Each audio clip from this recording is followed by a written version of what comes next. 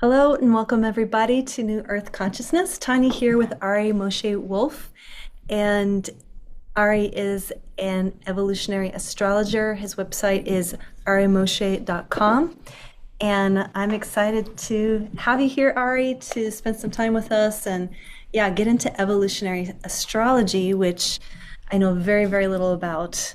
Um, so welcome. Thanks for having me. Good to be here. Yeah. So, so tell us well, first of all, tell us what evolutionary astrology is. Now, I know that's like a big question. Um, so I hope it's not overwhelming, like puts you on the spot to kind of condense No, I've probably done a it whole before. body of knowledge. Yeah, okay, good. I'm I'm rehearsed. Yeah. Although I like to start again. So here's how I'll approach it. Astrology itself doesn't describe what it is or how to use it or what it means. Like astrology as loosely a way of reading and organizing and making sense or context out of the planetary movements can be used and internalized in many, many ways. So the paradigm of evolutionary astrology approaches astrology specifically as a way to understand the soul's evolutionary journey. So the philosophical framework is we think of this human life that we're living as having an inherent purpose and context that is underneath the surface. So underneath the appearance of the personality, our personal story, our memories, who we think we are, is a deeper evolutionary process. So we as a soul, meaning that which is not the body, that which kind of is of essence, comes into human experience, takes on the human form, body, personality, comes into a family, a culture, a society, to play out experience for its own ongoing journey of awakening. It's remembering of who it is. So the perspective is this lifetime is the next chapter in what we can think of from a reincarnation point of view of a series of lives. And the prior lives have set the stage or the context for this one. Mhm. And again, the idea being that we create each life for the purposes of our ongoing evolutionary growth. So coming back to the natal chart, we actually read the natal chart as a map that describes the underlying soul dynamics of the past that have led to the creation of this lifetime. So Oh, it's like, interesting. Okay. you're born, you might have Mercury in Virgo and Venus in Libra and, all of this stuff in the chart. On a more superficial level, and there's purpose in this too. We can interpret personality descriptions and we can read the chart again on many different levels Mhm. and extract infinite nuance like social, political, economic, health, physiological, psychological, right? But what this paradigm sort of does is it says, why do you have Mercury in Virgo, let's say? Meaning, why is that your chart? What does this reflect about your journey and why you are here having these experiences while I'm over here having these experiences and I have a completely different chart? So that why orientation sort of takes us to the bottom line, kind of takes us beyond the appearances and just the descriptive way of looking at a chart into what's the evolutionary intention. How does the chart describe the underlying soul dynamics that have been at play prior to this life that's led to the creation of this lifetime? So the first layer of interpretation is the chart points to where we're coming from, in the same sense that like chapter 22 implies the context of all the other chapters. It doesn't really make sense out of context. So that's the first layer. So the chart doesn't come out of nowhere. Mm. And many of the nuances, like you can look at planetary cycles and phases with each other, everything's a developmental process and different cycles that have been underway for a long time. So the second layer then provides perspective into, and then what is the intention of this life? What's the intended evolutionary development? And what's beautiful about that is I often think of it as playing soul detective. So we look at the circumstantial reality of our life like everything, like whatever's like alive, relationships, money, the pieces of life that are just real for all of us. And it's never just superficial. It's like when we get to the real lived experience, life is hard, it's challenging, we're confronted with some of the deepest experiences, and all of that is deeply intimate, deeply sacred, deeply relevant to our ongoing awakening. So we take, a client comes and tells me what they're going through. I'm able to look at the chart and then cultivate some insight into what's the intention, meaning what are you here to learn? What's being realized? And like the point of life isn't like just to have an experience or find your partner or make a lot of, like, these are all experiences that we're having for an ongoing learning experience. Just as much as we will have experiences, we're going to also let go of those experiences. So it's really fueled by the idea of desire. It's desire and the unresolved desires that we have that impel ongoing incarnation. So basically, to simplify it, what do we want? What are we still working out? And we have to engage, we have to play it out in order to continue to evolve. We exhaust these desires, we generate new ones. And the chart deeply speaks to that process. So the third layer, you can say, is, coming from what's the evolutionary intention, what's happening now?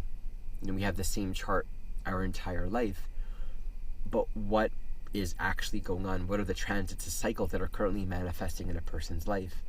So we can understand there are rhythms, there are timings, there's a template for this human life where certain phases of development occur at certain times and not at other times. And we kind of just yield to that. So it's just a very fascinating inquiry and exploration of, in a sense, how we create this school, this stage for learning, and more of it is defined and established than I think most of us realize. And we're just here to experience it. And I think there's a subtle place of maybe, we'll probably go deeper, but it's always a deep inquiry around, like, can we choose not to do the work? Maybe that's a separate question. So yeah, that's what evolutionary astrology is about. And I'll close it with just, when I say we are a soul, that is who we are. It's androgynous, it's not male, it's not female, but it's going to focus into human experience and attract, particular qualities of being. But all of it is a vehicle.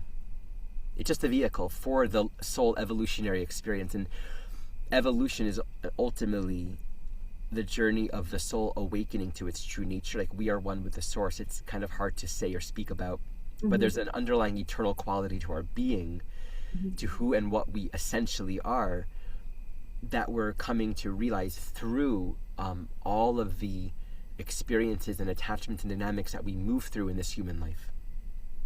I see. So it's not, so let's just say a more typical Western astrologer would say, oh, I see this might be happening for you this year, this might be happening for you, oh, I can see there might be some money struggles in August, and there might be, that's how they read the energies in the chart. But you look at it from the sense of, okay, well, why?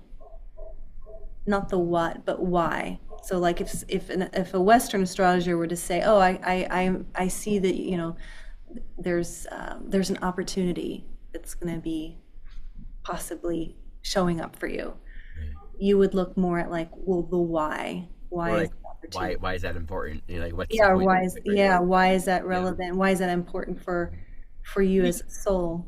We can look at the comings and the goings, Yeah. the promotions and the pitfalls, like everything that happens in this human life.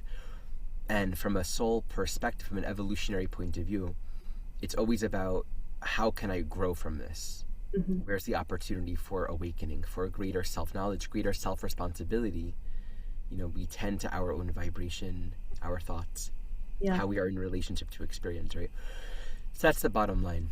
I think looking at the cycles are incredibly helpful, because it's a way of helping us to align with what is, but it's not really about predictive, and I never stop short at, like, how can I get X, Y, and Z? It's like, why is X, Y, and Z important to you? What's really going on? Right. Yeah. Sorry, my dogs are barking. Could you hear that? Yeah. Shoot. Oh well, they had to chime in. Yeah. So what was interesting to me, and this is something I feel like I remember struggling with in my 20s, this idea, or this reality of being a human and having desires. Yeah. And I remember in my 20s when somebody asked, well, what do you want? Like there was somebody that was doing it was in college and they were doing some kind of art video, or I don't know. And they were asking people, what do you want? And I remember feeling so clear, like, I want to be free of want. Like, I want to stop wanting. I don't want to want anymore. It's exhausting. And so, but it's interesting. Like, I wonder, is desire, so desire is desire what brings us into this physical incarnation, basically? Yeah. Yeah. My understanding of desire is coming from us, meaning like when I speak to like you and me, I'm speaking to us as a soul. It's such a powerful focus of energy and intention that it impels us into this experience, and we can't get rid of desire just by willing it. That's how strong it is. We can or We can't? cannot. We cannot. Yeah, I didn't think It's so. so fundamentally permeating, Yeah. and we all know that. Like all of us, everyone listening, we all want something. If we are completely without want, truly, if we were without want, nothing would bother us. Nothing would bother us. Everything that sort of registers within points to something in our own soul program, something that we're holding on to, something that we're. So with desire comes craving and aversion, wanted and unwanted, right? And it's unavoidable. And so that desire to be free of want, that is going to inevitably take the soul on a journey where they're going to have to face whatever desires are in there. And what we do with it isn't really known, but we have to meet it. And when we don't meet those desires, as we all know, that becomes shadow.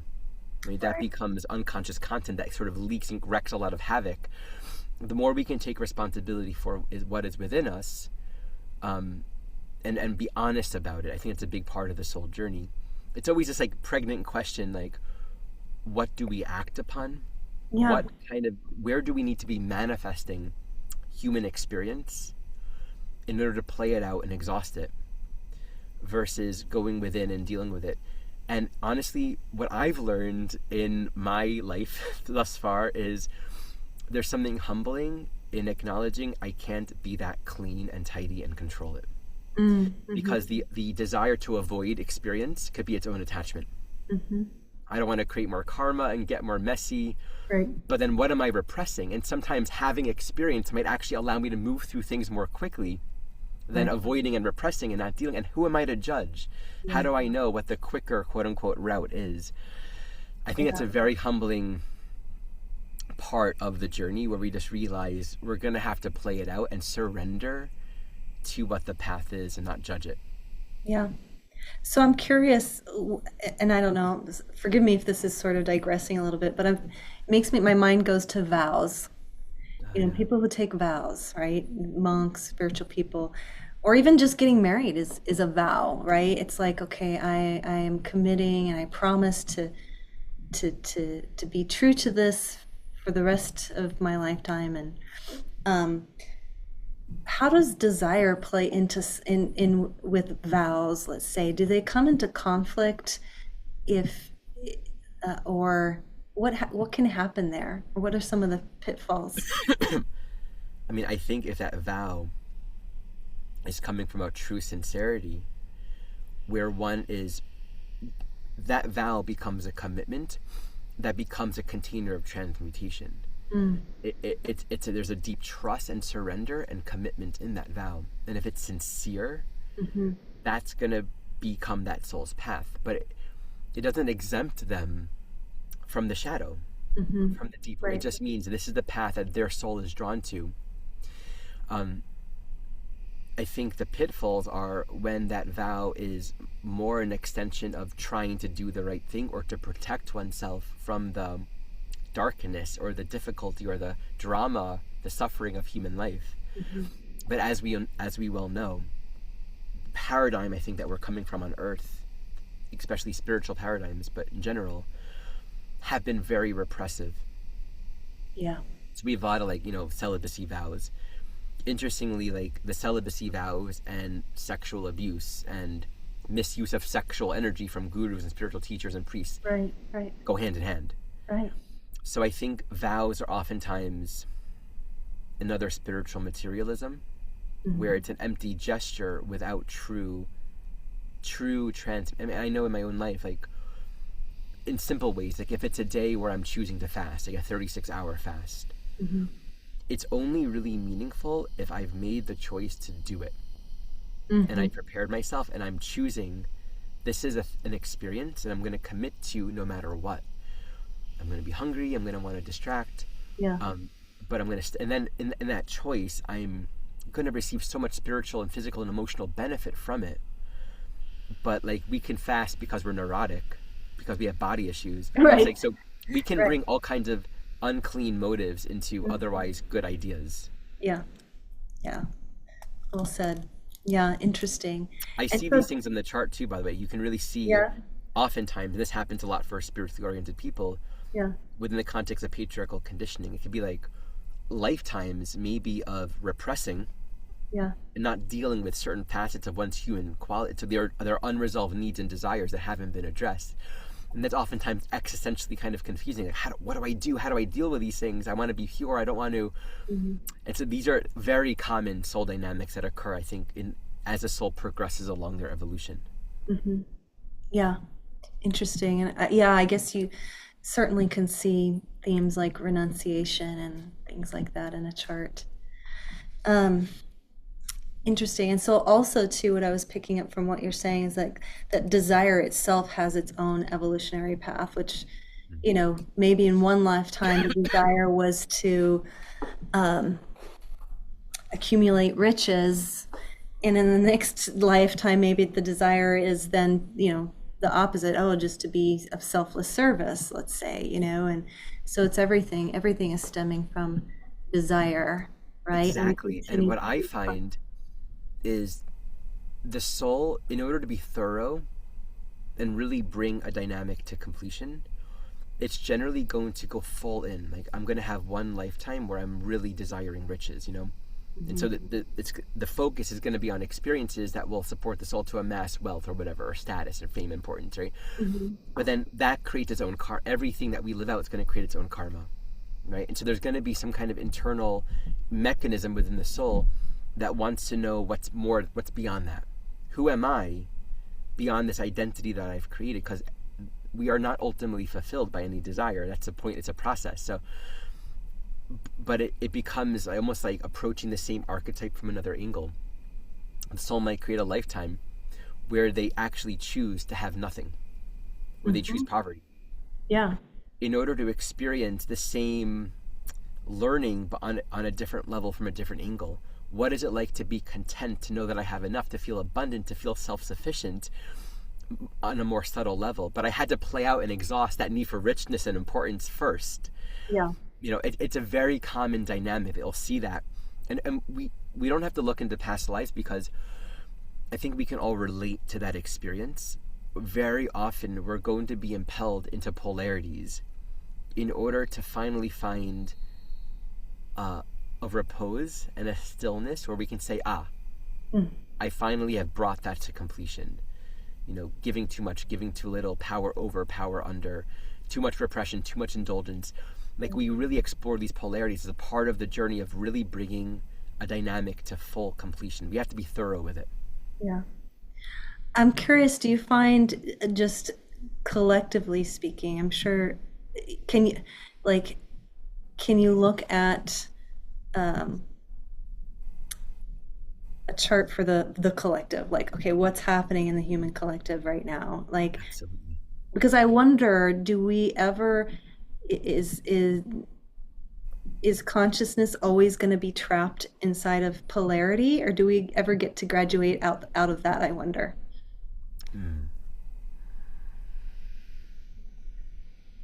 I think we are trapped in polarity as a result of desire.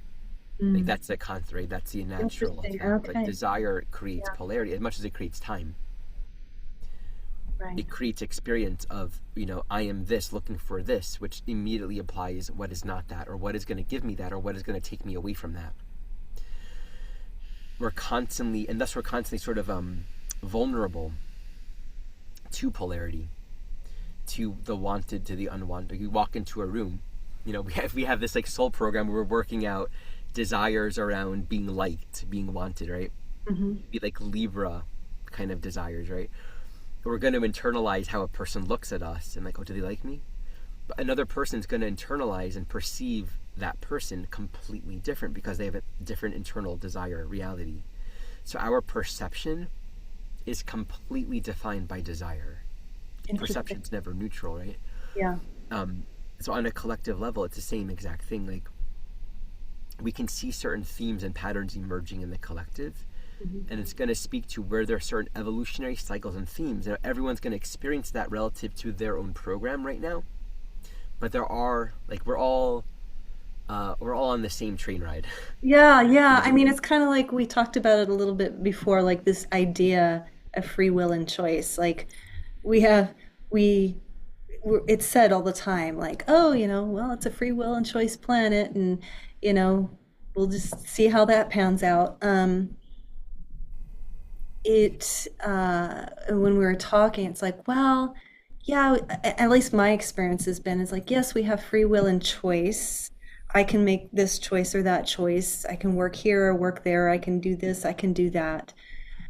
But I experience that whenever I choose something that's not in alignment with my soul or soul's desires, from my head, I think it's a good idea, and I follow through with that choice. But then it's like, there's a slam of like, oh yeah, no, this is not it. Like it's so like it's not. So yeah, maybe you could speak to that, because I could see where, looking at a natal chart in the way that you're interpreting it, if someone says, oh, could you look at my chart? I'm thinking of doing this, right? I'm thinking of, I mean, I'll just give an example, like my personal example. My husband started a goat dairy, and we bought this dairy. It was a lot of money. We dove into it, and I totally applied myself in that business, right? I was making cheese. I was making the calls. I was, doing all these things for about 5 years. And towards the end of those 5 years, I could feel a beginning of a disconnect from my true self, or my essence, or what lights me up, or what makes me happy, or what fulfills me. It was just like, it was this kind of slow descent, and it was just like, okay, I've been here before. I've done this before, where the same thing happened when in my early 20s, when I decided to join an ashram and to live the life of a I wasn't a monk, but I was basically celibate and teaching yoga and living a monk's life for 2 years. And when the opportunity came, I was like, oh yes, this is it. This is it. This is going to be my life. And got into it, and it was just this total spiral of, cluster bomb of stuff, right? That was just like, oh, like my health broke down, everything. I mean, it was not the right conditions for me to evolve. But from I guess the perspective of my mind, or whatever, I don't know why I felt so compelled. I guess maybe it was the desire of thinking like, oh, I get to live this peaceful life. I can avoid the world. It was a form of escapism, really, I think. And it was like, oh no, you don't get to do that. not this time. You've done this before, maybe already. It'd be interesting to have you look at my chart, but often that's the case, yeah. Right. So this idea of how can you look at a chart and sort of help someone align their free will with God's will, or whatever. Yeah, so like there's so much compassion in understanding God's will, because we bring our own judgments and our timeline to it, but we don't know the best way. We don't know the best path. And so Yeah. we could even look at, that was a mistake, but really, we're going to make all kinds of decisions, and those experiences will help us to learn and grow. And sometimes that will be enough to completely bring something to completion. All right, I'm never doing that again. Got it. Got the lesson. And sometimes we just can't rush it. We have to embrace it. There are oftentimes, this is a Saturn thing. Very commonly, we'll see this within Saturn cycles, either from one Saturn return to the next, or Saturn phases, like every 7 or 14 years or so. The soul kind of comes into a stage of experience where there's a template where certain karmic developments will be replayed. Like, we're going to be in the same kind of relationship. We're going to be playing out the same career. Maybe something that speaks to a very similar past life theme. And we can look at the chart and be like, oh no, that's not where you're, but that would be too narrow of a way of thinking. Because we have to often just play out experiences and bring it to completion. Because if we try to move beyond it, we would actually be somewhat divided. We would have something unresolved, something that isn't quite clear. We wouldn't be present in the new phase of experience. So there are certain things that we just have to experience. My teacher, so Jeffrey Wolf Green, is the one who brought this paradigm forward. He received this work from Sri Yukteswar, who, when he was alive, he was the guru of Yogananda. And Yukteswar is just deeply profound, awakened soul. So he kind of downloaded this to my teacher, who's also a very awake soul.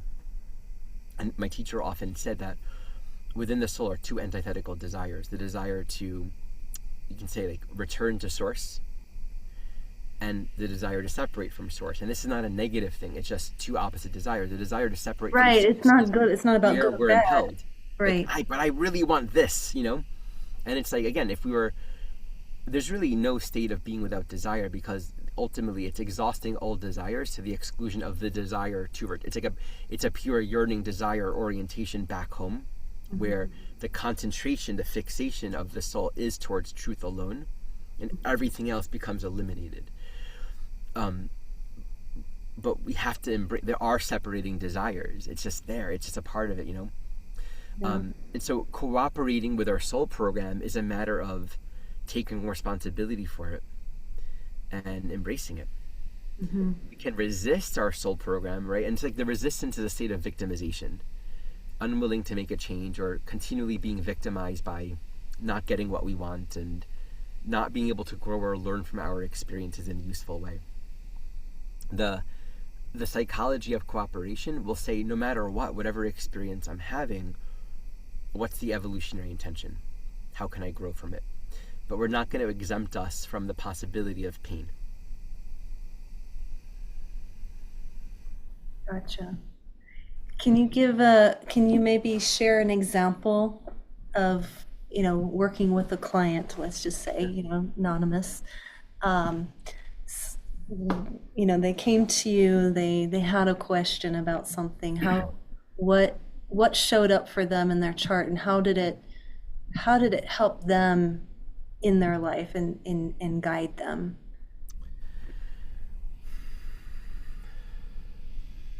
Trying to think of an example of someone who maybe like volunteered for one of my classes. So it's, even though it's anonymous, I don't like referencing anonymous charts, Or you could reference your own, maybe. I don't know, Whatever. I can reference my own. That sounds great. Probably not so different than you. I actually spent time in an ashram as well, and in my 20s, a lot of time traveling and seeking, but had a real difficulty knowing what it would look like to actually settle or do a human life,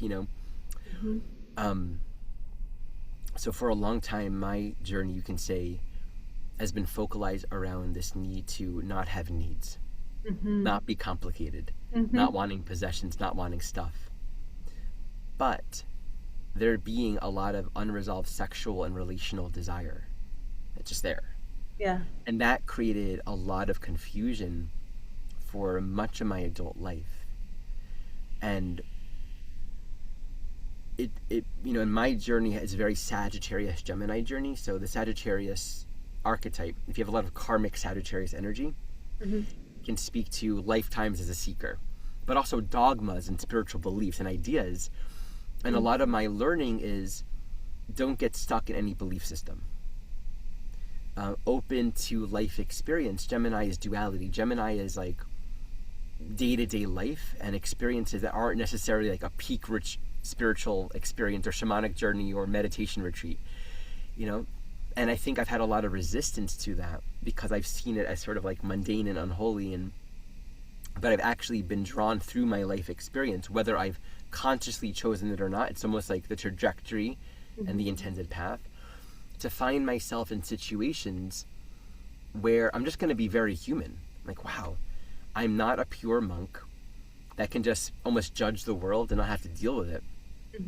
I have very human dynamics in me, including the need to make money, including the desire to make money. Yeah. And how do I reconcile that and come to terms with that? Even with diet, I've had many lifetimes that have been very ascetic and very pure and very sort of regimented and disciplined in terms of dietary practices and maybe even beliefs around the body again. And in the most humorous way, it's a very Gemini thing. My journey's taken me into places where the environment and the culture and the context is just like completely different than anything that I've seen to be as spiritual or pure, you know. So like I grew up kosher and was vegan for many years, and my daughters love bacon. Yeah. You know? And like, what am I gonna? I make bacon. I can't. I can't imagine eating it. I can't stand the smell. I'm more tolerant to the smell of it now. But my family partner and my kids love bacon, and you know, I want them to have protein.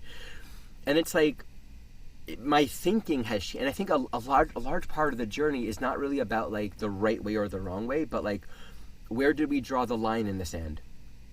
Where do we say God can't come here? And that's kind of where we're going to have experience to find God. Exactly. That's it right there. It's like wherever we think God is not, it's like, oh, guess what?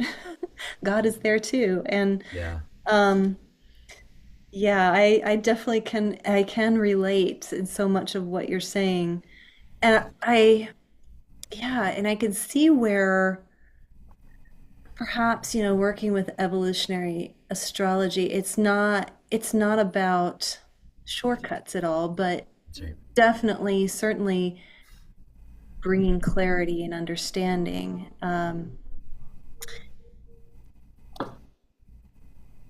Does, um, guess I'm curious about, does the chart, I feel like I run into a lot of women, let's just say, that they struggle to know who they are after they've done all the, being the mom and all of that, and they find themselves in this state of, I don't know what I should be doing with my life. There's an emptiness, or there's a sense of feeling lost and a feeling of like, I don't know really why I'm here. Would doing a reading with you kind of help them sort of like, well, this is really what your soul wants to experience right now? Yeah, it could, Can it right? help them? Yeah.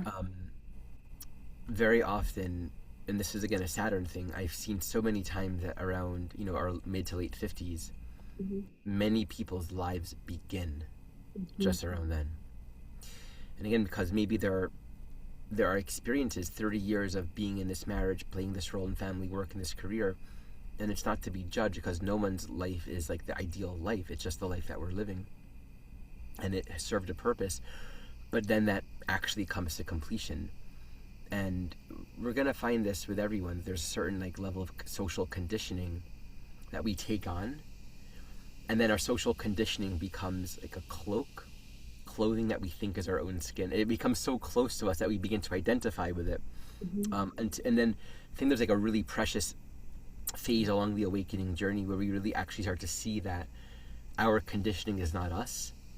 And so a lot of our rights and our wrongs and shoulds and shouldn't, it's like, I'm not allowed to want this or do this, but it's like, I'm going to go back to school. I'm going to want this. I want these kinds of experiences. There's like this whole realm of possibility and permission that I think for many souls will open up sometimes later in life. I can feel very young, but it's actually so much more matured and wise because it's gone through doing the standard human thing already. And Mm-hmm. it's a very common. It's common. The Yeah. chart won't say like you have to read the chart in context with the soul. You have to observe the soul and see where they're at and what they're wanting, and meet them there. Because again, we have the same chart our entire life, but we're at different stages of understanding and realization. And so I'll be with that individual and they'll express what they're going through, and I'll be like, okay, here's the evolutionary development. But I would never ever push anything on someone Yeah. because that's not the truth. It's like, who am I to, that may not be what they're in for this life. So there's an important principle, which is, you can be born at the same moment in time as someone else. You can have the same chart as like 5 other people, right? Because it happens. But you're each a different soul, and you're vibrating into this life at a different level of consciousness or self-realization. So we have to interpret the chart at the level of consciousness of the soul. These same archetypal patterns and dynamics need to be applied at that appropriate level. And so we can't just interpret a chart without really seeing where a person is at. Does that make sense? Yeah, certainly. Yeah, definitely. And well, and it makes me wonder too, like, um, I see a lot of course, manifestation, is like, what the bleep do we know, and, The Secret, and all of this stuff um, that has come out in, recent, in our generation, I guess, and is is this idea of like, oh, you can create whatever life you want. You just have to do this, and this. And I'm curious, from the evolutionary astrological perspective, is that true or not? Yeah. Is that even an option? I mean, because I feel like it just makes me wonder, it really does make me wonder. Because on the one hand, I feel like spiritual people tend to lean more towards, well, I'm surrendering my life to God and Right. letting it's going to unfold however it's going to unfold, and I'm just going to be at peace with however, God willing, that's kind of the attitude. But then that kind of really juxtaposes against what so many people are, leaders and coaches and things are saying, like, man, if you can have whatever you want. What a great inquiry. Yeah. Yeah. So I don't know if that is something that is true or not. Or I guess if someone chooses to believe it, maybe it is in their chart that they can manifest whatever they want. I don't know. Or do they I end mean, up, maybe they manifest whatever they want, but it's inevitable that they're going to have certain lessons that come with that, maybe. right. Absolutely. I mean, first, we're not going to manifest what we don't want. Mm, So the first question is like, if we say we can get anything, great, but we're not going to get anything or everything. Like, we're only going to get specific things because we desire it. mm-hmm, mm, Like, if we desire something, then we're going to be creating experience for it. But the other truth is nothing lasts forever. And so the moment we become possessive or attached, or our identity becomes consumed by that thing, we're in resistance then. But there might be experiences that are absolutely relevant and necessary. But I think a lot of the things that we want are just these unresolved attachments and fixations because we think our power is out there. I mm, mean, I do yeah. respect the manifestation teaching because it really focuses on not a psychology of lack, being in vibrational resonance with the thing that we want. It's claiming our own power. Mm-hmm. And so if a person really wants to become president of the United States, if that's in their soul field, Yeah. then they'll be working it. But that's going to have to also exhaust at a certain point. And what often happens along this soul journey is we will suffer. Everything that comes will kind of bother us for a little bit. It's like it takes a real clear soul resiliency to also know when to let go and to move on. and coming to like the duality of like manifesting Mm-hmm. versus surrendering. If we don't claim that we want something, then we're not going to be sincere. But if we take full possession and ownership over that wanting to the point where we believe that we have to make it work, then we end up creating too much control. It's like this fluctuation between depression and guilt. Like we'll feel depressed if we're not in touch with our desires, and we're just like, I can't make any choices, I can't get what I want, and I just have no power. But we're actually going to feel very guilt and heavy and kind of convoluted if we're so fixed on getting what we want all the time. Right. So I think the fact of the evolutionary journey itself has to be bottom line, because these things are going to have to come and go. I had this experience once that was really powerful. It's still reverberating, even though it was like 7 years ago. I was stuck with some of my own scary and fearful places. And I'm like, I don't know how to get out of that. You know, I don't know how to move beyond this. So I just prayed to God. I said, do whatever it takes to wake me up. Mm-hmm. And what happened next really just transformed the direction of my life and put me into experiences that I wasn't consciously calling in.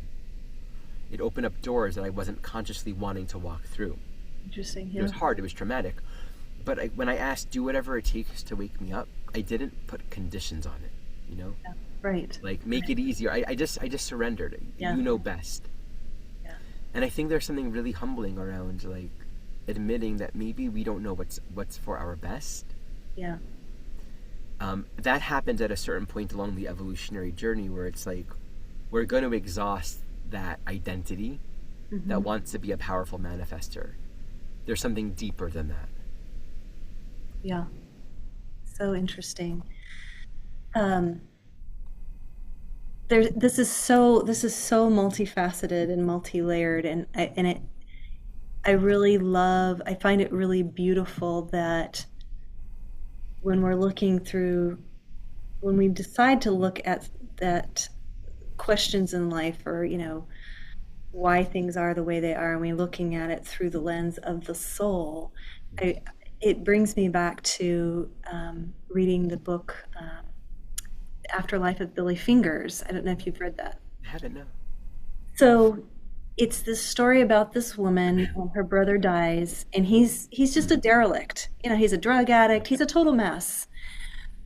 He dies, and she just starts to have these starts receiving these downloads from him, and he's explaining to her the evolution of the soul and the soul's journey. And it was like the way his life was, most of us would be like, oh, drug addict, loser, what a waste, blah, blah, blah. But it's like, no, that's what he came to experience for whatever reason. And I just find that that's just so super fascinating. And maybe in context of like what's happening right now, especially like Epstein files and all of this, if we kind of, step back a little bit further, like go way out, and it's like, okay, well, this is, it's happening for a reason. It's not just, a fluke, or, it's definitely, people that choose darkness over light. It's like, I remember in my time in the ashram, it's like they always said, you've been all of it. You've been the beggar, you've been the murderer, you've been the saint, you've been the, as a soul, like we like you said, we get to have all these experiences because nothing gets to be left out. Right? That's what you're speaking to. It's like nothing gets to be left out, and whatever this singular lifetime is about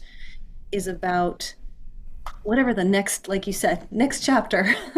Okay, now you get to experience this slice of life because you've done all this. Here's the next lesson, or the next graduation. Yeah. It's like Jesus' teaching was, seek the kingdom of heaven first, and all else shall be given to you. And he wasn't like walking around teaching people to manifest, their next car. Right. But we're going to, and we can, and we're allowed to. But when that's no longer alive for us, and we're really wanting to know who we are, right? Then it goes closer and closer to God. It goes closer and closer to, I am best not to design my own curriculum. You guide the journey. You lead the path, and you give me what I need. Take from me what I don't. And hey, here are my desires. Here's what I want. Yeah. And we are honest about that, but we don't take control over it in the same way. And there's a place along the journey for being called to step into a very Mars energy of will. That's like, we have to do that and say, I'm doing this. This is my calling. This is my purpose. But that is just arising, and then it's going to fall.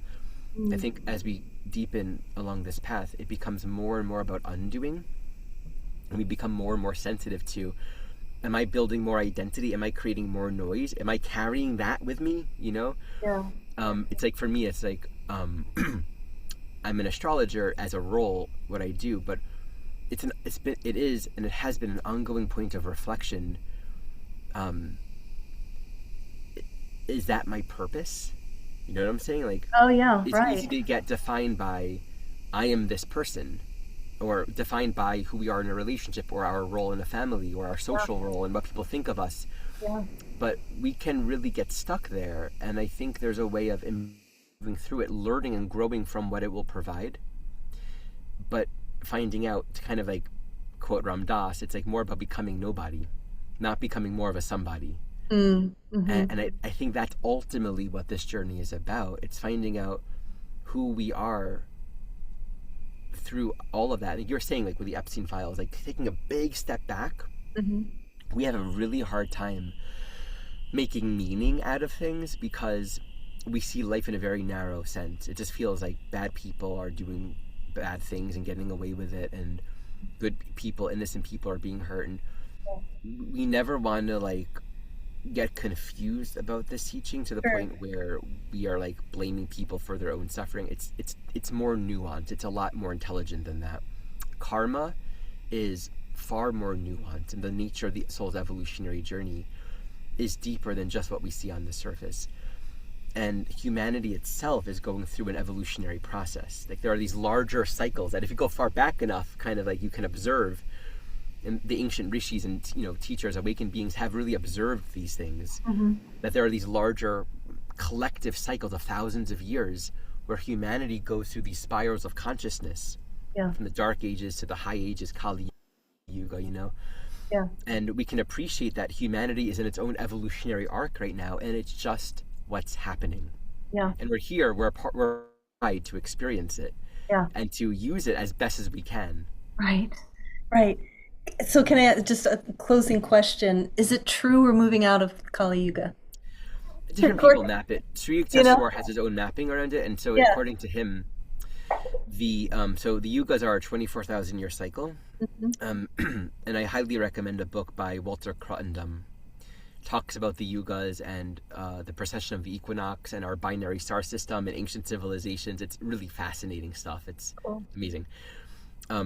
So I'm really into this topic, and so I follow Sri Yukteswar's teachings, but there are different countings. According to him, we were at the apex, the bottom of the Kali Yuga at around 500 AD, Common Era, and that we moved from the Kali Yuga, the Dark Age, to the first electrical age, Dwapara Yuga, at around the 1700s, which is like the Industrial Revolution. And we're on the upper arc, and we're somewhere in that phase, in the Dwapara Yuga. So we've been out of the Kali Yuga for several hundred years and kind of going further and further into the age that's described as where knowledge of force, where humanity begins to remember and understand the more subtle principles behind force and magnetism. Whereas during the Kali Yuga, it was more about very, there was no vibrational understanding. It was more about literal force. Right. Whereas things get more subtle, and understanding gets more subtle Which is why, again, these manifestation teachings are really important, because it's a part of us as a collective understanding the power of thought and vibration Right. as essential to creation. And that's a part of us claiming our sovereign power. And these are all really important parts of our awakening. Yeah. And so maybe and I'm curious too, all of the unrest that we're seeing, is that just, I've heard of some people just kind of talking about like, well, when you think of consciousness as always expanding, it's going to illuminate what's in the dark. And so it's kind of that's why we're seeing that the light is becoming so bright that it is illuminating Absolutely. everything that's been in the underbelly for a long, long time. And so Yeah. now it's coming into our You awareness. know, start to cleanse, you get detox symptoms. And Yeah. when the fever breaks, it's not because suddenly you're sick. It's that thing that was in you is actually beginning to move through. And so Right. we feel the crappiest when healing actually begins, which is paradoxical.